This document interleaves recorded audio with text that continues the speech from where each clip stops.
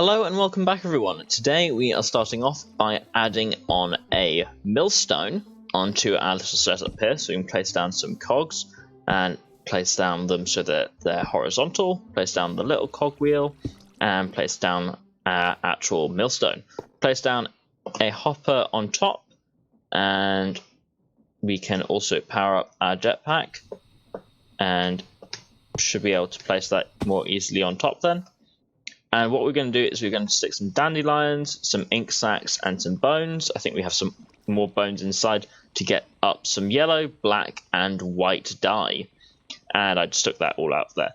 But we're going to let that all process up. We'll take some of the yellow and black dye because we'll be using that in just one moment. And we're going to do two main things today. We are going to start building our base, which is going to be in here, and I marked out the very center of our massive hole in here, and this is that spot. And we're going to be thinking of building a big old tower with multiple supports going out into the sides, and then also jotting down and probably doing something with the bottom here. And I'm thinking possibly get rid of this outcrop here as well, just because it's not quite so fitting. So we also changed our farm a little bit, so it's just oak trees, so it's also a bit less laggy now. And grabbing the materials that we need, we can take a feather, the yellow dye that we just got, and the black dye, and we can make a quill. The quill is from Chisel and Bits, and will allow us to make copies of patterns, or make patterns.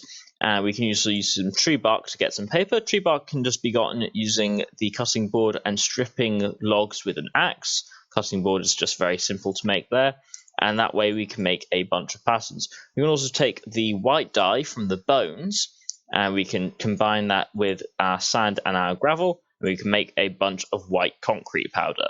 So the plan of the base is to make the actual spire out of white concrete with then some kind of accent color, and then we're going to have blacks, greys, light grey and white going from the outside to attach the spire to the sides of our crater. With our white concrete powder and a building gadget, which is made with 2 diamonds and a bit of iron and redstone and lapis, we can shift right click to set it as the building material, and we can go into the settings and set it to build it to me and place on top.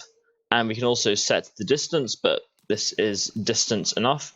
We can right click and place that all down, and then setting the distance to the right range on our mining gadget, we can mine all of that down and we get a bunch of white concrete, and we can just do that continuously until we have all of it turned into actual concrete. We can also make up a diamond chisel from Chisel and Bits, and we are also going to need a chisel and bits bag, which we need a single chisel for to start off with.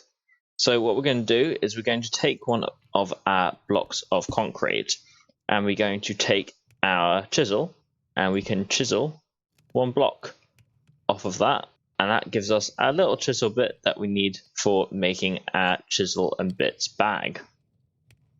There we go. Taking our building gadget and setting it to the white concrete, and we can also go and set it to grid with it not set to place on top.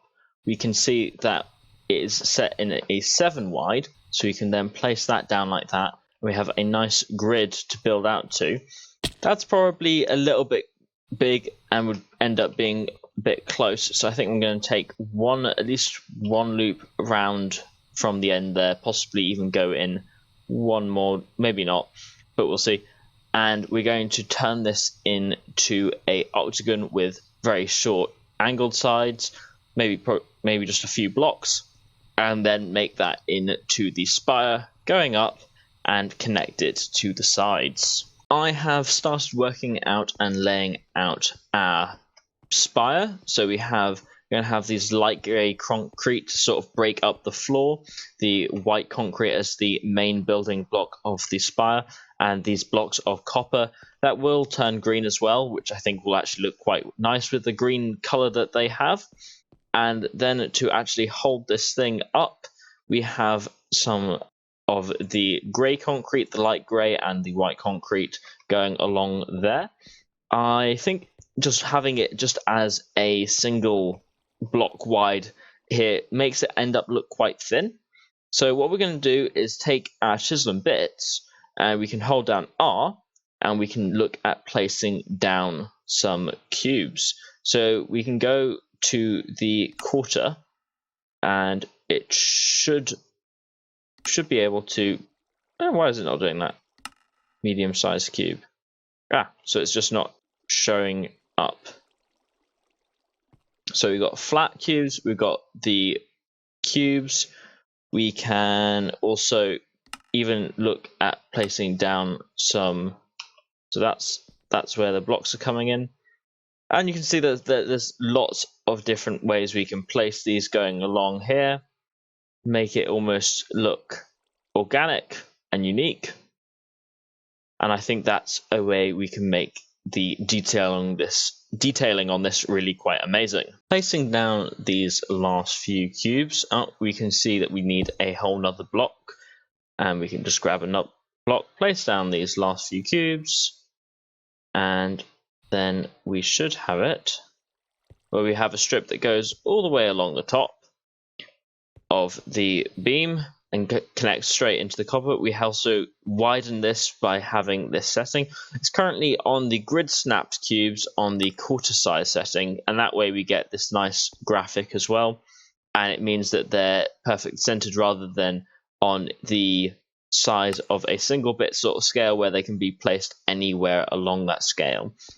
But this, I think, looks really quite nice, makes it look all connected, and gives it a nice bit of detail. It is a lot of work, I will say that, to add in this level of detail, but it does make a really big impact. Having finished the detailing on that little arm beam, I think it's looking really good.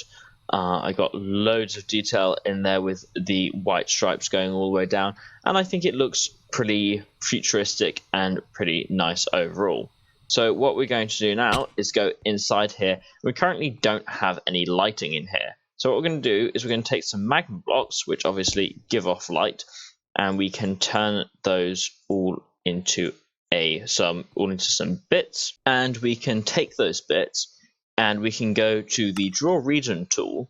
And what that will allow us to do is if we go over to this corner, we can draw region going all the way up like that, and that will provide light to this area. And we can do it just all the way up in the corner, and takes very little material, but it breaks up the solid white, so it's not solid white paneling anymore. It provides light. It means that we can still walk past it, and we can even do this on here. So if we want to, we could line this something like this. There are obviously other blocks that provide light, like glowstone, so we could try doing this with something like that. And we can also destroy by holding down left click. So we could do something like that. We could run down things. It does obviously add height, but it can't be indented inside another block, otherwise it won't provide any light. And there we have all of our lighting sorted. You can see this is producing more than enough light, and we are very much easily lit up, and it will also make the build look very nice. Within Chisel and Bits, there's two more things I would like to take a look at, and that is the bit storage, which is to do with fluids, and the modification table, which we'll get onto in a second. So we will take our tank first, because it is more of a tank rather than of anything else, and we should be able to stick lava in there, I thought. So the way the storage actually works is not for fluids at all. You can place in any block, and then you can right click on it, and you'll be able to harvest it into bits without having to use up any of your chisel. So you can right click all the way until all of that block is gone, and then it will be empty, and you can put another block in there. And you can also see your bits in your bit bag.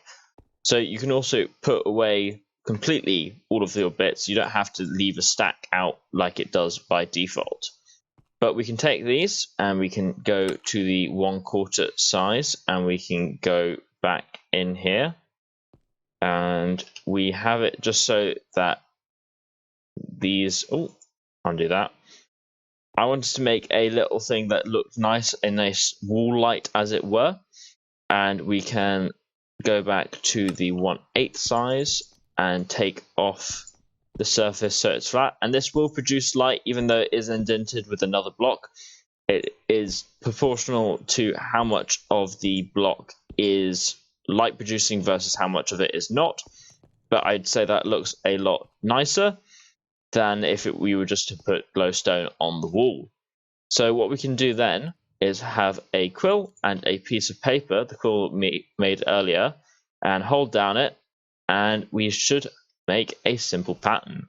So this will be the pattern. Now, I believe this pattern is a one-time use. Yes, it is. It is a one-time use per time, but it only costs a single piece of paper to make. And that way we will be able to make this, and we can go over here. And as I said, probably don't need this for the amount of light that we have. And the thing is, it is directionally reliant. So the thing that we can then do is take our modification table, place that down, put in our simple pattern, and then we will be able to rotate it around different axes. So we could even rotate it so that it was on the ceiling. And I think we can do that as many times as we wanted to. We could even make it into a floor light if we wanted to. So what we're going to have it is have it on that way. And then we will be able to place that down. Where should we place it? We'll place that down there. And then that way we'll be able to make a base with lots of nice lighting. Today we have covered most parts of the Chisel and Bits mod. We've got the tank, we've got the modification table, we've got all of the blueprints that we made, and we have got all of the detailed work that we did towards our spire base. So thank you all for watching. I shall see you in the next one. Drop a like if you have enjoyed today's episode, and take care. Bye-bye.